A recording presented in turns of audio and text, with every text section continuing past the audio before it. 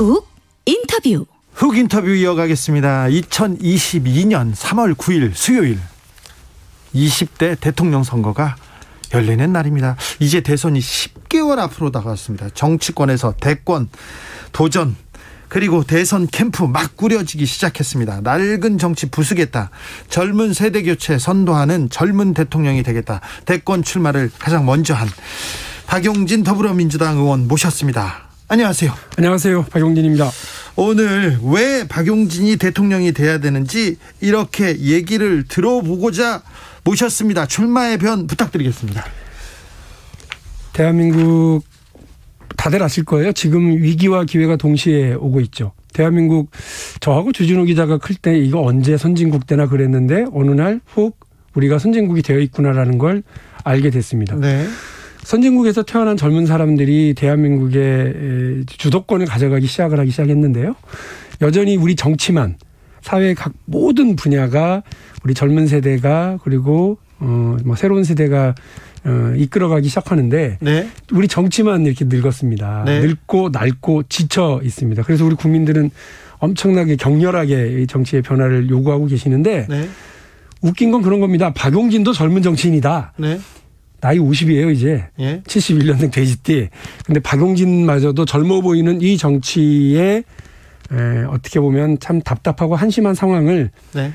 변화시켜야 대한민국이 위기는 극복하고 기회는 확대하는 그런 일이 가능할 거라고 보고요. 네. 대한민국의 미래 변화를 위한 과감한 도전을 시작합니다. 함께 네. 해 주십시오. 답답하고 한심한 정치 바꾸겠다. 민주당 답답하고 한심합니까? 다른 후보들 좀 답답하고 한심합니까? 민주당 역시 마찬가지죠. 국민들이 볼 때는 민주당, 국민의힘은 크게 나눠서 보지를 않고 계시고 우리 정치 전체를 봐요. 네. 자, 지금 박용진을 제외하고요. 네. 민주당에서 나오실 거다라고 이야기되는 분들. 이낙연, 정세균, 이재명. 쭉 떠올려 보십시오. 쭉. 네. 지난 10년 동안 대한민국에서 대통령 후보들 이셨거나 네. 대한민국 정치를 주도해 오던 주류 정치인들이셨습니다. 네. 이분들이 지금 낡고 지친 우리 정치에 일정한 책임이 있는 사람이거나 세력을 대표했거나 그러시다고 저는 생각을 합니다. 네. 국민들은 이렇게 뻔한 인물로 뻔한 구도로 민주당이 가게 되면 뻔한 패배한다 이렇게 보고 계십니다. 예. 새로운 인물, 새로운 비전, 새로운 구도를 만들어낼 자신감 있는 젊은 정치인 박용진이 이 답답한 정치, 답답한 민주당의 변화를 만들어내도록 하겠습니다. 뻔한 인물로는 뻔한 패배이겠습니다. 4.7 재보궐선거에서 민주당이 패배했습니다. 지금 대선이 바로 열린다면 민주당이 지겠죠? 어렵다고 봅니다. 솔직히 어렵다고 말씀드립니다. 예. 네. 다음 달에 열려도 어렵죠? 마찬가지입니다. 자, 그러면 10개월 안에 무슨 변화를 이렇게 내야 되는데 특별히 2030 청년들이 이탈했어요. 마음을 주던 민주당한테 등을 돌렸습니다. 자, 이걸 극복해야 될 텐데 박용진은 어떻게 청년 세대의 마음을 되돌려 놓을 겁니까? 2030이 특별히 어디 별나라에서 오신 분들이 아니에요. 네? 그리고 우리 주 기자님 말씀하신 것처럼 지난 몇 번의 선거에서는 민주당에게 압도적인 승리를 안겨준 세대입니다. 총선에서도 그랬고요. 그렇습니다. 지방선거에서 그렇고 대통령 선거에서도 그랬습니다. 네. 그런데 이들이 변화한 것은 뭐냐면 민주당에 대한 태도가 변한 건 뭐냐면 민주당이 약속했었던 것을 지키지 않는다고 생각하는 거잖아요. 예. 민주당한테 기대를 걸었을 것 아니겠습니까? 네. 과거 획기적인 야당, 과거 획기적인 박근혜 세력 여기와는 다르게 하겠다고 이야기를 했었기 때문에 지지를 하고 힘부족하다고 그러니까 계속해서 몰아줬는데 지금 하겠다고 했던 일자리 경제적인 어려움을 이겨내기 위한 노력 이런 것들 잘 못했다고 판단하는 거죠. 예. 그리고 또 한편에서는 변화의 어떤 상징들 사회 개혁에 대한 문제들 이런 부분에서도 제대로 집중하지 못하고 성과를 못 내고 있는 것 아니냐. 그리고 자기들 관심 있는 일만 하는 것 아니냐라고 하는 호된 질책이라고 생각합니다. 네. 우리 국민들 다 마찬가지로 먹고 사는 문제 되게 중요합니다. 예. 가장 중요하죠. 우리 2030 같은 경우는 더 그렇습니다. 왜냐하면 살아나가야 될 시간이 많고 세월이 길기 때문에 어떻게 해야 내가 안정적으로 소득을 유지할지 어떻게 해야 내가 20년 30년 뒤에 안정적인 노후를 유지할 수 있을지 어떻게 하면 내 집 마련하고 내 차 마련하고 결혼해서 아이를 키울 수 있을지 이게 국민 행복이거든요. 네. 국민들의 상식, 국민들의 소박한 바람 이런 것들을 실현시켜주기 위해서 박용진이 행복국가라고 하는 비전을 제시하고 이걸 하는데요. 네. 그렇다면 뻔한 겁니다. 행복국가를 위해서는. 예, 아까 말씀드린 것처럼 우리 2030 세대들이 젊은 사람들이 자신의 미래를 계획할 수 있는 안정적인 소득 그리고 안정적인 자산을 형성할 수 있도록 제도화시켜주고 마련해줘야 되는 겁니다. 근데 이렇게는 안 하고 1억 줄게요. 3천만 원 줄게요. 네. 1,000만 원 줄게요. 이렇게 얘기하는 거 너무 낡은 방식이라고 저는 봐요. 네. 예전에 우리가 10년 전에 무상급식 프레임으로 정치를 한번 바꿔본 적이 있거든요. 정치판을. 네. 예. 그래서 이른바 보편복지라고 하는 쪽으로 쭉 우리 사회 변화를 만들어 온 거 저는 훌륭했다고 봅니다. 그런데 네. 여전히 보편복지의 방식으로만 여전히 나눠주는 방식으로만 그리고 더 나아가서는 현금복지로 현금을 직접 지급해 주겠다고 하는 방식으로 얘기하는 건 제가 볼 땐 국민들께서 네. 오히려 여기 동의 안 할 거다. 어떻게 하면 청년들의 노력이 청년들의 열정이 국민들의 노동이 제대로 보상받고 제대로 인정받을 수 있는지 초라해지지 않을 건지 네. 이런 제도적 설계를 잘 하는 것이 중요하죠. 현금 복지를 얘기하면서 한 3명을 타다닥 이렇게 한번 때리고 가시는 것 같은데 안정적인 소득이라면 이재명 지사의 기본소득과는 좀 다른 개념입니까? 저는 그 윤석열 그 전 총장이 말이죠. 뭐 교수님 한 분 만나고 나서 유레카 한 거잖아요. 유레카. 새로운 사실을 알았다. 좋은 일자리를 많이 만드는 것이 청년 정책이다. 뭐 그런 얘기를 이 양반이 왜 이러시나. 그런 얘기를 할 때가 아니에요. 지금 대한민국에 아마 그분 머릿속에 좋은 일자리다 그러면 정년 일자리, 장기적인 고용 안정이 되는 그리고 뭐 대기업 정도의 일자리나 공무원 같은 일자리 이런 거 생각하셨는지 모르겠는데요. 네. 대한민국에 지금 플랫폼 노동자가 50만 명. 그 이른바 배달 노동자들만 해도 또 새로운 노동자들 형태가 30만 40만 뭐 이렇게 된다는 거 아닙니까? 근데 이분들을 그러면 초라한 일자리로 비칠 게 아니라 네.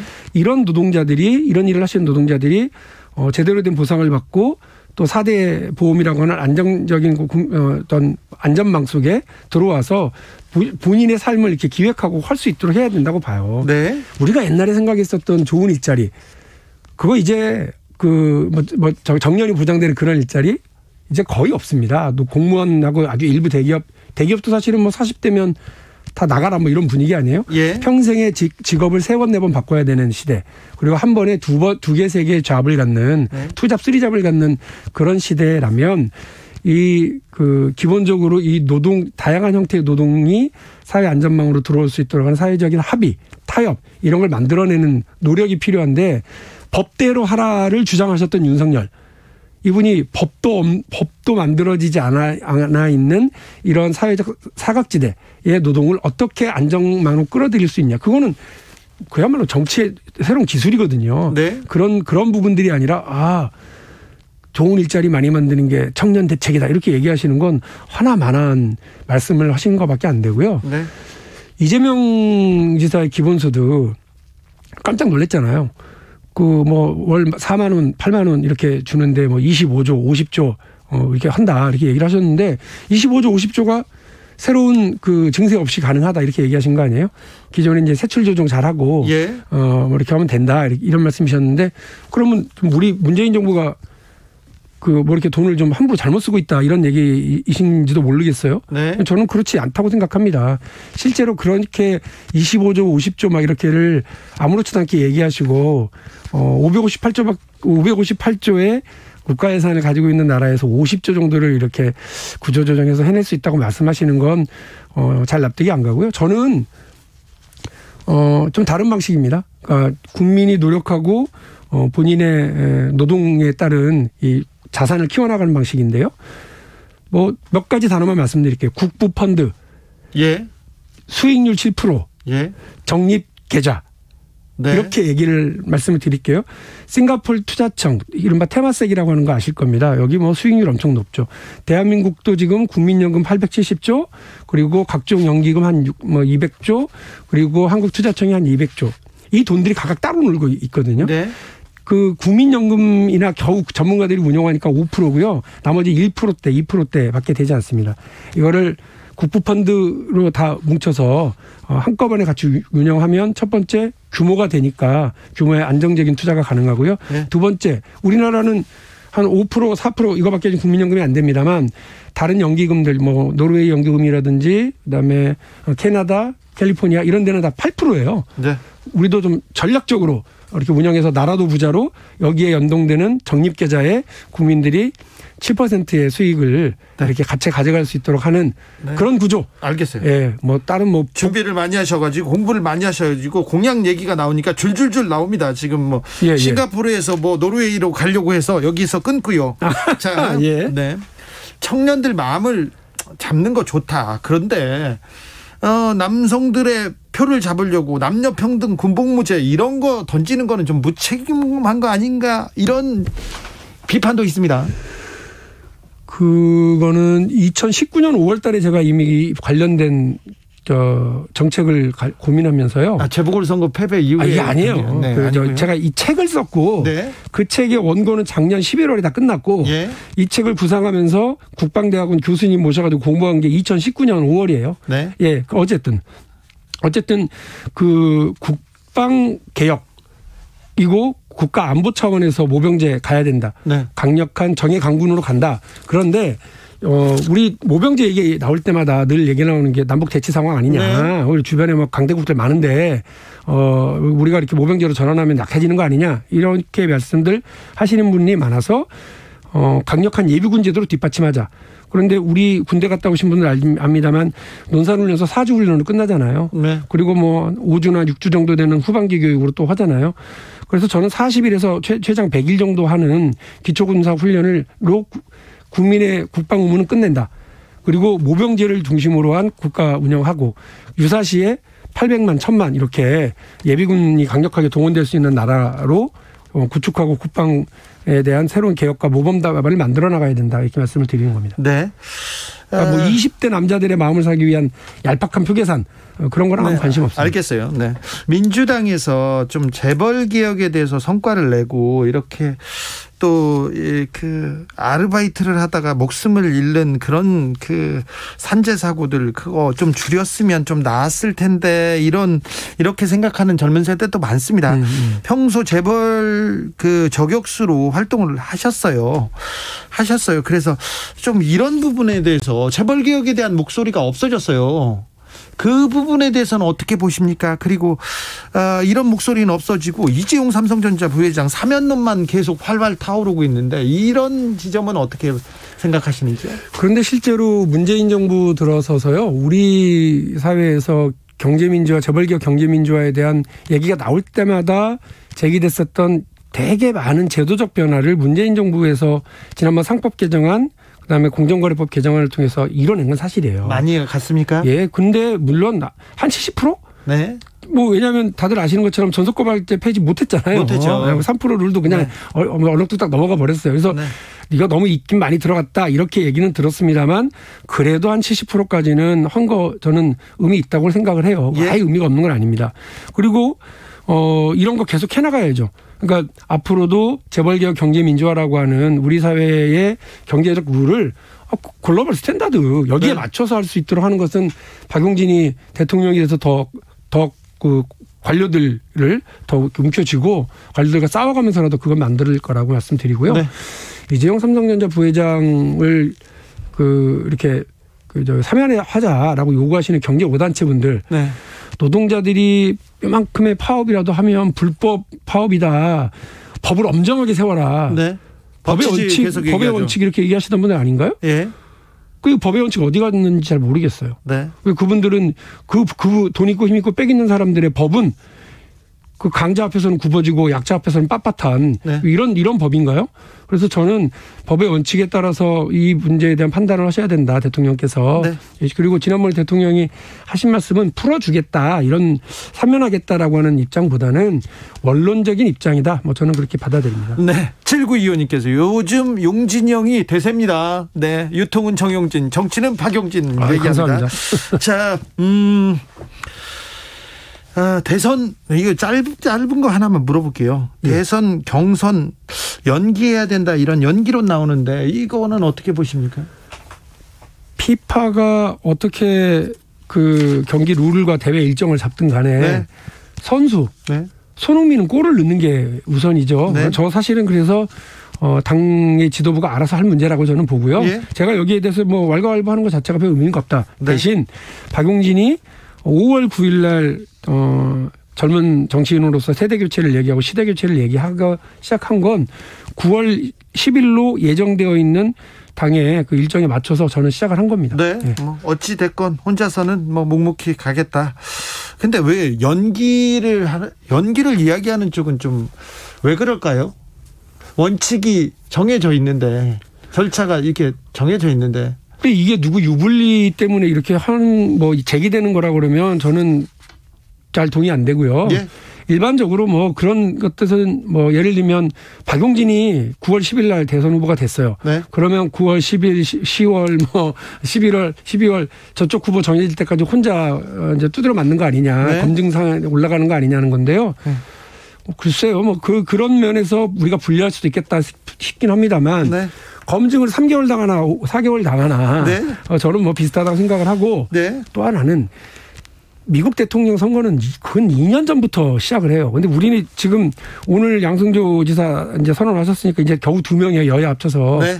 국민들 앞에 솔직하게 얘기하고 검증대 위에 올라와서 어떤 정책적 준비가 되었고 대한민국의 미래를 위해서 뭘 할 수 있다라고 솔직하게 말씀드리고 하셔야지 이리저리 자꾸 눈치 보고 시간 늦추고 이렇게 일정 늦추자고 얘기하고 그러면 안 된다고 생각합니다. 자, 대선 출마를 선언했습니다. 이게 당선돼야 될 텐데 당선 가능성을 어떻게 보는 건지 최민희 전 의원이 이런 얘기를 하신 적이 있어요. 국민의힘에서 초선 당대표가 되는 것은 박용진이 민주당 대권 후보가 되는 것만큼이나 어렵다. 이렇게 얘기했습니다. 자, 박용진이 민주당 대권 주자가 됩니까? 되기 위해서 넘어야 할 산은 뭡니까? 2002년 대선 1년 전에 2%도 안 나왔던 노무현 대통령에게도 그런 조롱이 많았죠. 예. 최민희 의원이 더 잘하실 거예요.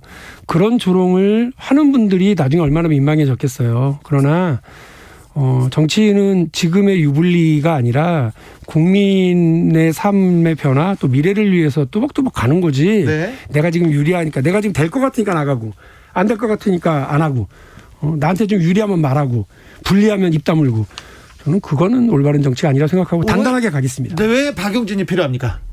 대한민국의 변화, 네. 대한민국의 미래를 위해서 박용진입니다. 지금 대한민국 정치를 변화시키는 들썩들썩하는 에너지 네. 누가 뿜어낼 수 있습니까? 지금 여러분 머릿속에 쭉 떠올리고 있는 후보들 중에서요.